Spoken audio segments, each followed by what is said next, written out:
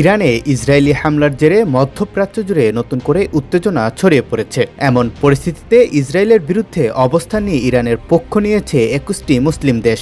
মিশরের নেতৃত্বে এই দেশগুলো ইসরায়েলের হামলার তীব্র নিন্দা জানিয়েছে এবং অবিলম্বে উত্তেজনা কমানোর আহ্বান জানিয়েছে।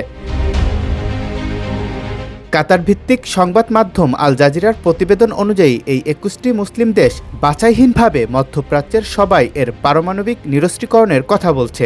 এর মাধ্যমে তারা মূলত ইসরায়েলের পারমাণবিক কর্মসূচির দিকে ইঙ্গিত করছে।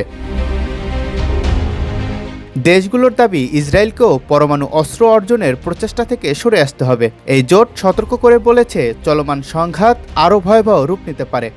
সমৃদ্ধির পথে এগিয়ে যেতে দরকার ইস্পাত দৃঢ় ভিত্তি।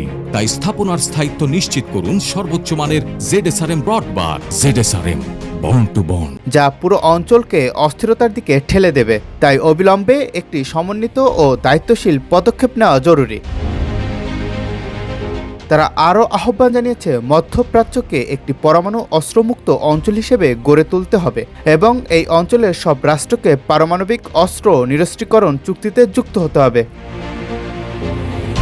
এই গুরুত্বপূর্ণ বিবৃতিতে স্বাক্ষরকারী দেশগুলো হলো Algeria, Bahrain, Brunei, Chad, Comoros, Djibouti, মিশর, Gambia, Iraq, Jordan, Kuwait, Libya, Mauritania, Oman, Pakistan, Qatar, Saudi Arab, Sudan, Somalia, তুরস্ক এবং সংযুক্ত আরব আমিরাত। মুসলিম বিশ্বের অনেক দেশই যে ইসরায়েলের সামরিক তৎপরতা ও পারমাণবিক অস্ত্র বিতর্ক নিয়ে গভীরভাবে উদ্বিগ্ন এবং তারা এই অঞ্চলকে শান্তিপূর্ণ ও নিরস্ত্রীকরণমুখী রাখতে চায়, তা এখন দিনের আলোর মতোই পরিষ্কার।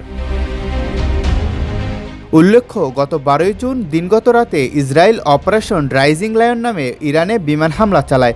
এই অভিযানে রাজধানী তেহরান সহ ইরানের বিভিন্ন সামরিক স্থাপনা, পরমাণু গবেষণা কেন্দ্র এবং আবাসিক এলাকায় হামলা করে ইসরায়েলি সেনারা। সেই থেকে চলমান সংঘাতে উভয় দেশের অনেকে হতাহত হলেও এই সহিংস পরিস্থিতি থামাতে এখন পর্যন্ত কোনো আনুষ্ঠানিক উদ্যোগ দেখা যায়নি। জাকারিয়া রবিউল, রূপালী বাংলাদেশ।